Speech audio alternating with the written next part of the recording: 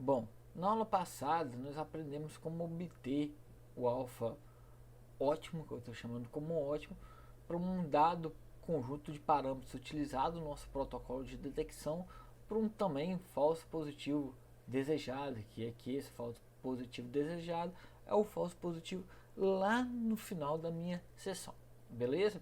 Bom, por aí já terminou nosso assunto, então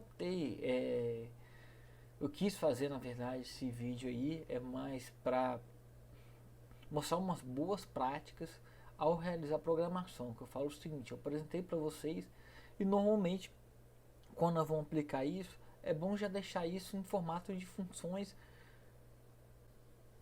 com um objetivo específico, que no qual ao realizar códigos mais complexos, por exemplo, estou analisando um banco de dados maior, com mais parâmetros, eu posso ter essas funções em mãos, né, que pode me auxiliar a implementação mais rápido do meu código aí, ok? Então, é mais um bate-papo, vou mostrar algumas funções a partir dessa função, qual a função que eu derivei, né, que eu utilizo nos meus códigos, depois vou fornecer essa função, mas já fica na verdade fica para vocês, né, que não é obrigado a utilizar as minhas funções, né, vocês podem fazer suas funções, mas no entanto eu vou mostrar as minhas aqui, aí você vê aí, você tem a opção aí, mas minha principal dica assim, antes de começar essa aula é sempre procura organizar isso em funções que depois você possa estar usando essas funções, né, que fica mais fácil, uma vez testado essas funções, fica mais fácil, né, a implementação de códigos mais complexos, maiores, né. Então eu criei uma funçãozinha aqui para mim que eu chamei aqui como função alfa corrigido para o número de máximos aí do tamanho do meu sinal.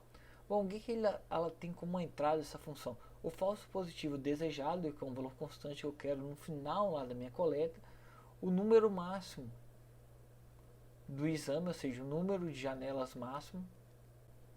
máxima e o número de rodados que eu quero que seja feito. Esse número de rodados, se você observar, é lá o número de valores que eu vou utilizar para estimar o falso positivo.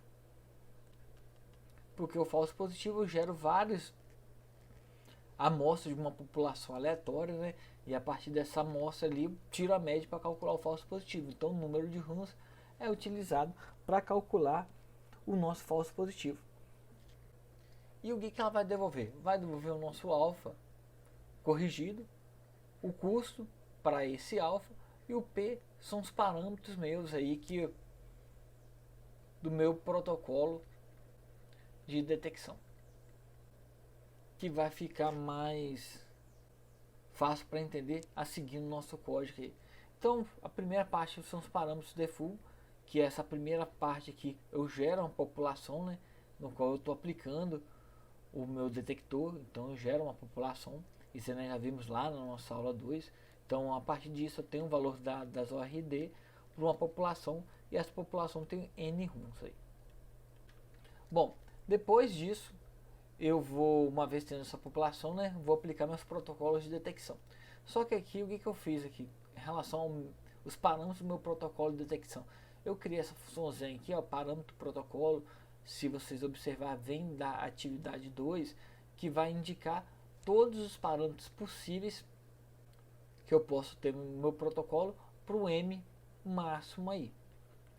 Por exemplo, se o meu M máximo for igual a 5, então eu posso ter um M mínimo igual a 1, um M step igual a 1 e o M máximo vai ser igual a, vai ser igual a 5.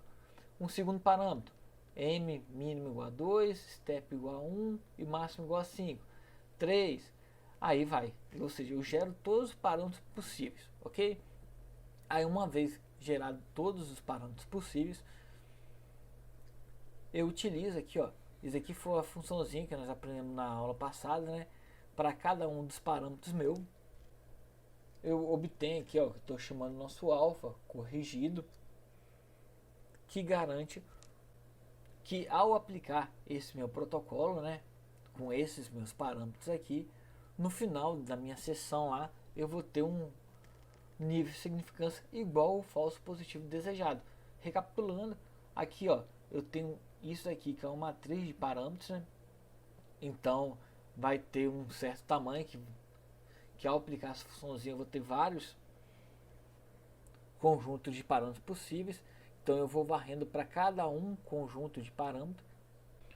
Aí para o conjunto 1, né?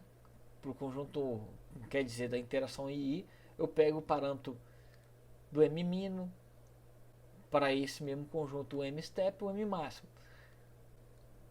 Pego os valores da ORD que vai me interessar, né? Que é da janela M. E a partir disso, aplico minha função de custo aqui, né? Que vai devolver o nosso valor alfa aí. Então eu realizo para todos os conjuntos de parâmetros possíveis. E no final eu vou ter a minha funçãozinha aqui, ó, com alfa corrigido para esse conjunto de parâmetros. Para ficar mais fácil, eu vou rodar aqui, eu vou abrir o MATLAB, né? E eu vou rodar. Primeiro eu vou rodar essa funçãozinha aqui, ó. Só para vocês verem aqui o parâmetro, ó, o M máximo. Deixa eu colocar o M máximo igual a 5, ó. Só os conjuntos que eu tenho aqui. Que eu começo com o número de janelas. O M mínimo igual a 2, M step igual a 1, M máximo igual a 5. 3, 1, 5 aí. E todas as combinações possíveis que eu posso ter aí. Ok? Agora eu vou aplicar aqui essa função aqui, ó. Vou colocar o meu número de runs. Deixa eu colocar 1000. O M máximo igual a 5, por exemplo. E a minha taxa de falso positivo 0.05. Então vou rodar aqui, ó. Então como parâmetro meu de entrada e de saída aqui, abrindo mais, eu tenho, ó, para o protocolo esse, que eu tenho um M mínimo igual a 2, o M step igual a 1 e o M máximo igual a 5, eu vou ter que usar um nível de significância corrigido com esse valor, 0,018. Para esse meu protocolo, eu vou ter que usar o nível de significância desse, para no final desse meu protocolo ter uma taxa de falso positivo igual a 5. A mesma coisa, para esse último protocolo, eu tenho que ter esse meu alfa aqui, ok? Bom, isso aí foi um código que eu fiz, que eu faço, que eu optei fazer isso porque normalmente nas minhas análises eu vou tentar buscar a maior parte dos protocolos, ou seja, fazer uma busca de qual seria um protocolo ótimo para mim, né? Então por isso eu fiz isso, mas vocês podem alterar essas funções de acordo com vocês. Daí foi um exemplo que eu quis mostrar para vocês. Outro ponto importante aqui, finalizando, tem um exemplo aqui, é que se você observar aqui nossa função, tem um parâmetro, esse nruns aí, que é o valor que é utilizado para estimar a taxa de falso positivo, né? Em termos gerais, quanto maior esse valor aqui, né, o nruns aqui, melhor vai ser a nossa estimação da nossa taxa de falso positivo. Por exemplo, se eu tiver um nruns igual a 2, quer dizer que eu vou estimar a taxa de falso positivo somente com 2 amostras. Concorda comigo que, cara, só com 2 amostras para estimar a taxa de falso positivo não é uma boa medida, né? Mas a grande pergunta é, qual é o valor bom, né, do nruns para que eu possa estimar uma taxa de falso positivo legal? E além disso, tem que observar, se eu usar um nruns muito grande também, né, esse algoritmo vai demorar demais, ou seja, eu vou ter um problema limitante, questão do tempo, né? Então eu não posso escolher um valor muito baixo do nruns, porque eu vou ter uma péssima estimação do falso positivo e isso vai atrapalhar lá no nossa função de custo posteriormente.